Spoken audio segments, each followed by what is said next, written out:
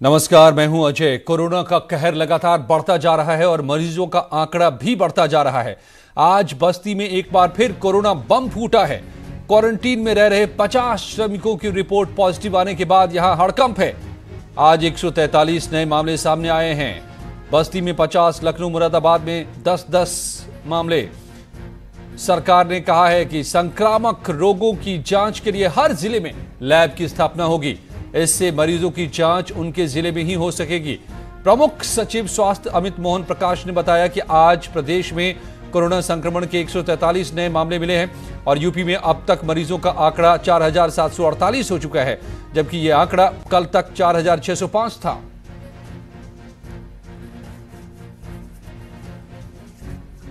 की जांच की गई। कल 693 पूल टेस्ट किए गए, जिनमें 3668 सैंपल पूल के माध्यम से टेस्ट हुए। 693 में से 48 पूल पॉजिटिव आए थे। माननीय मुख्यमंत्री जी ने आज निर्देश दिया है कि प्रदेश के प्रत्येक जनपद में संक्रामक रोग के लिए की जांच के लिए एक प्रयोगशाला स्थापित की जाएगी। इसके लिए चिकित्सा शिक्षा विभाग एवं स्वास्थ्य विभाग के द्वारा कार्य योजना बनाई जाएगी। जहां जहां मेडिकल कॉलेजेस हैं वहां पर चिकित्सा शिक्षा विभाग की प्रयोगशालाएं होंगी और जहां ये नहीं उपलब्ध हैं वहां स्वास्थ्य विभाग के द्वारा ऐसी प्रयोगशालाएं स्थापित की जाएंगी। पूरे प्रदेश के हर एक जनपद में लॉन्ग टर्म में ये हम इस्टेब्लिश करेंगे कि हर एक जनपद में एक एक प्रयोगशाला होगी, जिसमें जो संचारी रोग हैं या संक्रामक रोग हैं उनकी जांच जनपद स्तर पर ही हो सके। लॉकडाउन 4 के दौरान दफ्तरों में काम करने के लिए एमएचए ने गाइडलाइंस जारी की है। इसके तहत दफ्तरों में कर्मचारियों के बीच दूरी बनाए रखना जरूरी होगा। बैठने की व्यवस्था 1 मीटर की दूरी पर ही होनी चाहिए। ऑफिस में मुंह पर मास्क या कपड़े से ढकना जरूरी होगा। हाथ को साबुन या सैनिटाइजर से साफ करते रहना होगा। खांसते या छींकते वक्त मुंह को ढकना। इसके अलावा बीमार होने की दशा में स्थानीय प्रशासन को सूचना देना होगा। कोरोना संक्रमण मिलने पर ऑफिस 48 घंटे तक बंद रहेगा। बिल्डिंग या पूरे हिस्से को सील करने की जरूरत नहीं होगी। राजधानी लखनऊ के लिए लॉकडाउन 4 के लिए प्रशासन ने तैयारी कर ली है। लॉकडाउन 4 के दौरान कंटेनमेंट जोन में सभी दुकानें बंद रहेंगी, जबकि कंटेनमेंट जोन के बाहर की दुकानें खुलेंगी। ये दुकानें लेफ्ट राइट के हिसाब से खुलेंगी, यानी एक दिन एक तरफ की और दूसरे दिन दूसरे तरफ की दुकानें खुलेंगी। साथ ही सैनिटाइजेशन के लिए बाजार एक दिन बंद रहेगा।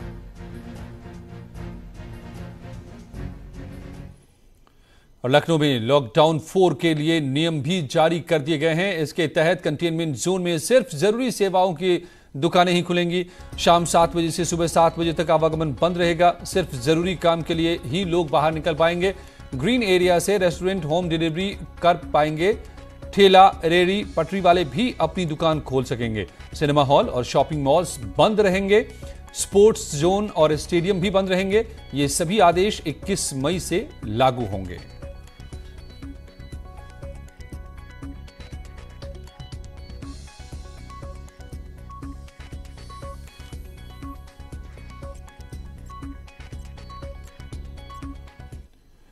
और हापुड़ में पुलिस की संवेदनहीनता का एक वीडियो वायरल हो रहा है। इसमें पुलिस वाले 2 युवकों को मास्क नहीं पहनने पर रेलवे ट्रैक पर लोड लगाने की सजा देते हुए दिखाई दे रहे हैं।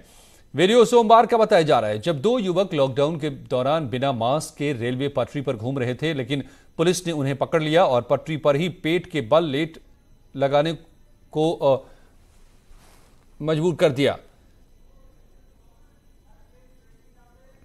तो दीवान जी ने कहा कि यहाँ पे रुको। वहाँ रोक के मारने के लिए धमकाया, कुछ किया नहीं उनके साथ। बस उनको ये पनिशमेंट दी कि हाँ, उन्हें लिटा के 2 चक्कर लगवा दिए कि इससे उनको खौफ बैठे, आगे से आइंदा कभी पटरी पे ना चले। सरकार की लाख कोशिशों के बावजूद मजदूरों का ट्रकों के जरिए पलायन जारी है। ऐसे ही हापुड़ में पुलिस ने एक ट्रक को पकड़ा जिसमें करीब 50 से ज्यादा मजदूर भरे थे। पंजाब से बिहार जा रहे थे। बाद में पुलिस ने इन मजदूरों के लिए बसों की व्यवस्था की और उन्हें आगे रवाना किया।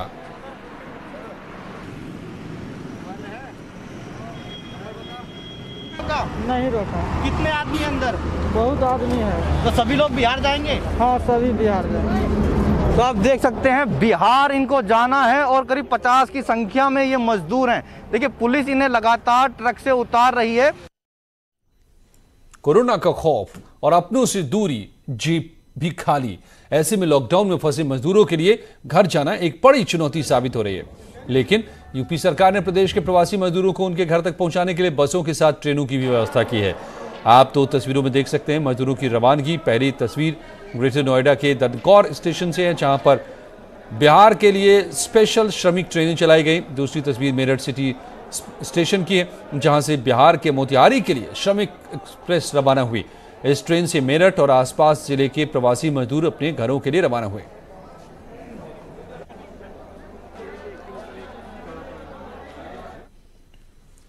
लॉकडाउन में फंसे मजदूरों के लिए यूपी सरकार बस और ट्रेन के जरिए उनके घरों तक भेजने का इंतजाम कर रही है। ग्रेटर नोएडा के दनकौर स्टेशन से श्रमिक स्पेशल ट्रेनें चल रही हैं। प्रवासी कामगारों के लिए आज जनपद से 8 ट्रेनें चलेंगी। हालांकि सभी 8 ट्रेनों के समय सारणी में बदलाव किया गया है।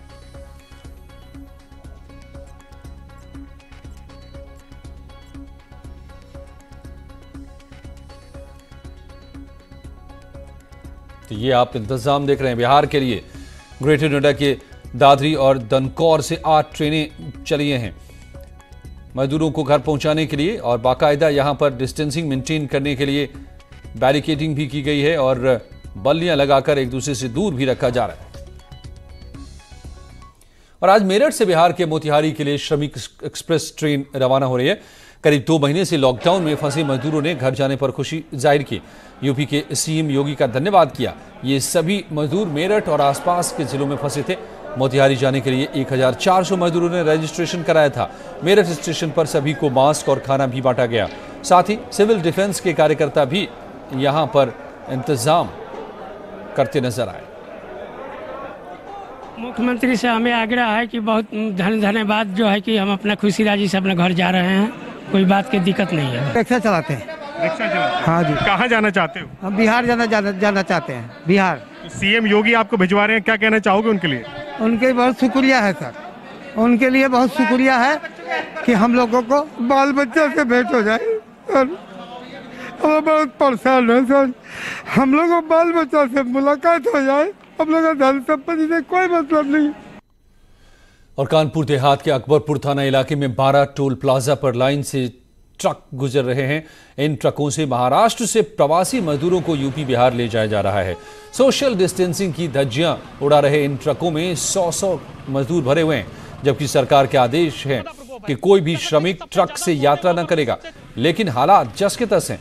इन मजदूरों की मेडिकल जांच भी नहीं हो रही है और महाराष्ट्र से कोरोना के मामले लगातार महाराष्ट्र में बढ़ रहे हैं। वहां से मजदूरों का पलायन जारी है, मगर उन्हें ट्रकों में भरकर वो मजदूर वहां से आ रहे हैं। वहां से आने के इंतजाम सबसे ज्यादा प्रकोप वहां पर है और ये किस तरीके नाकाफी है। उत्तर प्रदेश सरकार ने साफ कहा है कि कोई भी श्रमिक अब ट्रकों में यात्रा नहीं करेगा, चूंकि बसों की पर्याप्त व्यवस्था करा दी गई है।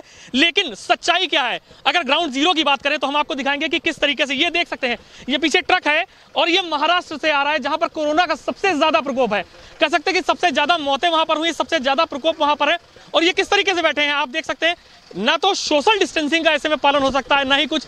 ये अपनी जान को बचाकर उस प्रदेश से आ रहे हैं, उस महाराष्ट्र से आ रहे हैं जहां पर कोरोना का सबसे ज्यादा प्रकोप है। और इस ट्रक में किस कदर ओवरलोडिंग है।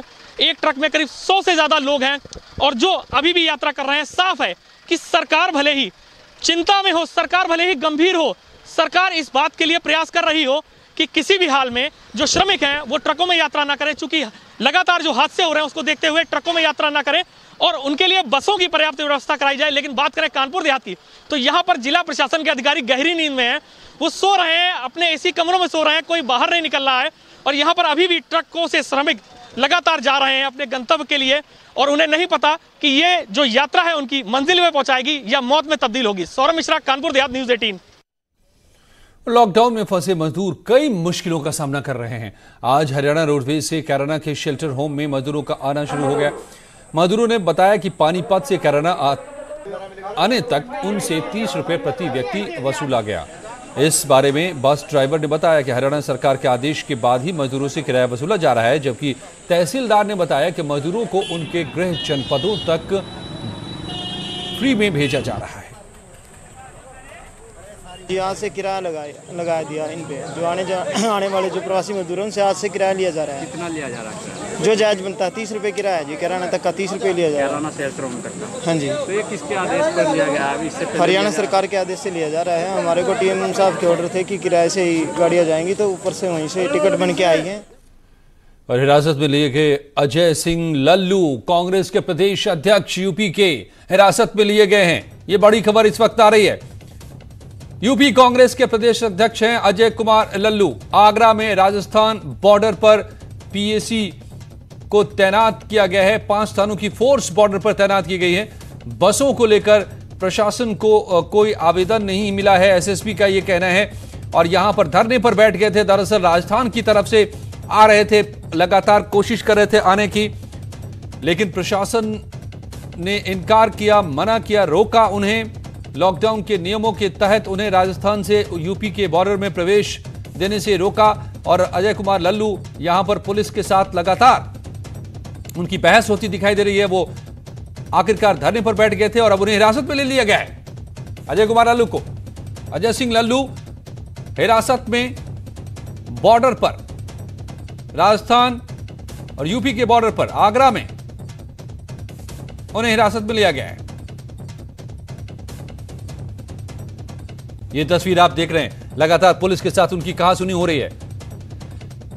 अजय कुमार लल्लू आ रहे थे राजस्थान की तरफ से, यूपी में प्रवेश करना चाह रहे थे, मगर उन्हें इसकी इजाजत नहीं दी गई, क्योंकि लॉकडाउन में इस तरीके से आने को लेकर के मना ही है। और थोड़ी देर पहले जो बहस हुई थी वो भी तस्वीर आप देख रहे हैं। और इस वक्त जो खबर आ रही है कि अजय सिंह लल्लू को हिरासत में ले लिया गया है। हम 1000 बसें हमारी तैयार है, हमको जाने दीजिए नोएडा। और आपके प्रशासन ने चिट्ठी लिखी है, चिट्ठी लिखी है कि 500 गाड़ी नोएडा और 500 गाड़ी आप हमें लिखित में दे दो, हम आपको अलाउ नहीं करेंगे। पहले मास्क लगा के बात करिए। वो तो ना जाए। आप हमें चिट्ठी दे दो, आप परमिट नहीं हो, हम नहीं जाएंगे। अब की चिट्ठी दे दे भाई। नहीं, जुबैर जी इनसे ये पूछिए जाने क्यों नहीं दे रहे हैं, जाने क्यों नहीं दे रहे हैं? परमिशन नहीं है।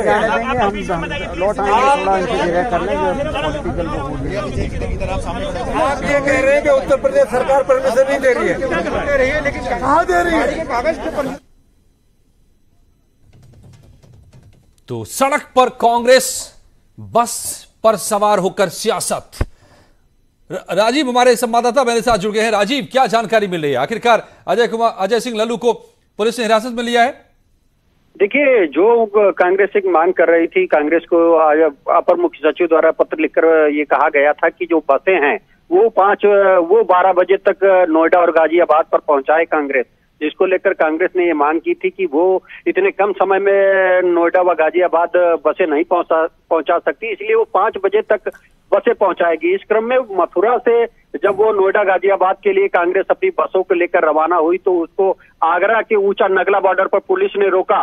और इस पर जब कांग्रेस नेताओं ने और खुद कांग्रेस प्रदेश अध्यक्ष ने पुलिस का विरोध किया, लेकिन पुलिस ने उनको आगे जाने नहीं दिया, जिसको लेकर कांग्रेस प्रदेश अध्यक्ष कांग्रेस नेताओं के साथ धरने पर बैठ गए। और अब से कुछ देर पहले कांग्रेस प्रदेश अध्यक्ष और कांग्रेस के राष्ट्रीय सचिव जुबैर अहमद को पुलिस हिरासत में ले लिया गया है। एक और जहां कांग्रेसी इस बात पर अड़े हैं कि वो बसों को आगरा होते हुए नोएडा व गाजियाबाद ले जाएंगे, तो वहीं पुलिस उनसे मथुरा होकर जाने की बात कह रही है।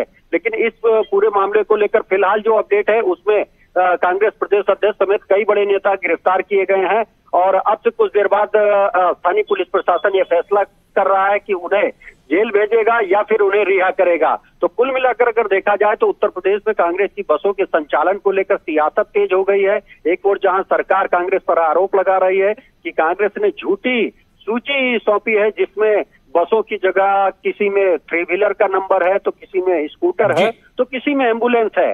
तो वहीं दूसरी ओर कांग्रेस ये आरोप सरकार पर लगा रही है कि कांग्रेस ने सरकार को 1000 से अधिक बसों के नंबर दिए थे और वो बसें बॉर्डर पर खड़ी हैं, लेकिन कांग्रेस राजीव इस वक्त ये बताइए कि अजय सिंह लल्लू को हिरासत में लेकर कहां ले जाया गया है और आगे क्या उनके साथ किया जा रहा है, ये जानकारी मिल पा रही है?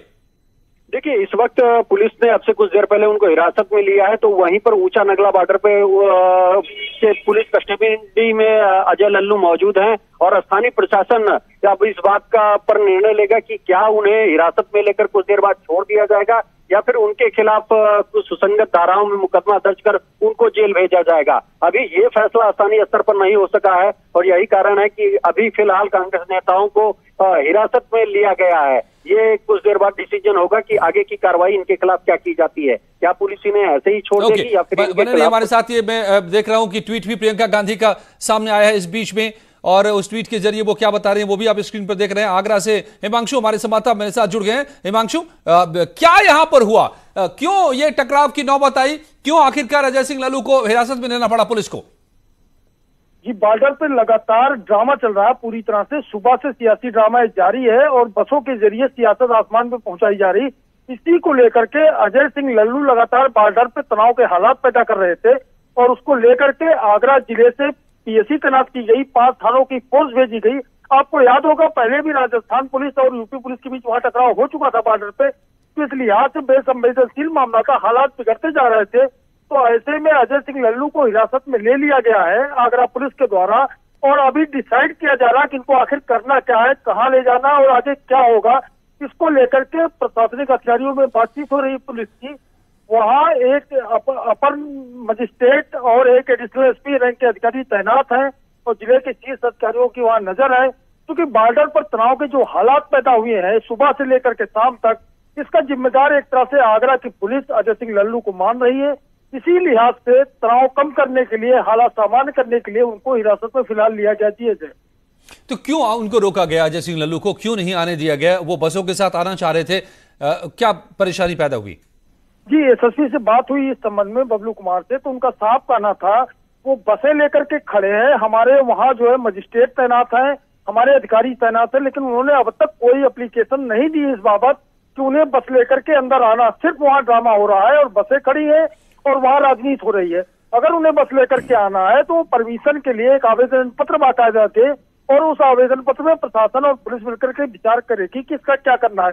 तो कुल मिला के परमिशन के लिए कोई एप्लीकेशन दिया नहीं गया है और ड्रामा भरपूर जारी है बॉर्डर पे और तनाव के हालात जब पैदा हुए तो वहाँ आखिर प्रशासन और पुलिस को ये कदम उठाना पड़ा। फिलहाल पुलिस की हिरासत में अजय सिंह लल्लू है और उन पर क्या फैसला लिया जाएगा इसका थोड़ी देर बाद पता चल जाएगा। जी, तो अजय सिंह लल्लू प्रशासन को पत्र क्यों नहीं दे रहे थे? अगर वो बस लेकर आना चाह रहे हैं और प्रशासन कह रहा है कि आप परमिशन के लिए हमें एप्लीकेशन दीजिए, पत्र दीजिए, तो क्यों नहीं वो दे रहे हैं? इसके बारे में कुछ पता है कांग्रेसियों ने?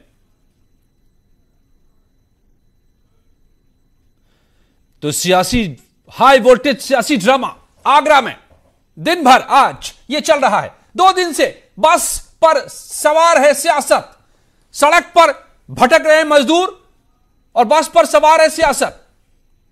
और यहां अब देखिए क्या बात निकल के आ रही है कि आगरा प्रशासन बार बार मांगता रहा कि आप एप्लीकेशन दीजिए, कि आप बसों को लेकर जाना चाह रहे हैं यहां से, लेकिन कांग्रेसी एप्लीकेशन देने के बजाय वहां अड़े रहे कि हमें सीधे जाने दीजिए और आखिरकार अजय सिंह लल्लू को हिरासत में लिया गया है। तो क्या राजनीति बस पर सवार है? लॉकडाउन में प्रवासी मजदूरों का प्रदेश में आना जारी है। झांसी में रक्सा बॉर्डर पर इन मजदूरों के जमा होने से पुलिस प्रशासन के सामने बड़ी चुनौती खड़ी हो गई है। एक तरफ जहां पुलिस सख्ती कर रही है, वहीं झांसी में एक पुलिसकर्मी इन मजदूरों के आगे बेबस नजर आया और हाथ जोड़कर इनसे विनती करता नजर आया। दारोगा आर.के. सिंह चौहान हाथ जोड़कर इन मजदूरों से बस में बैठने की गुहार लगाते नजर आए।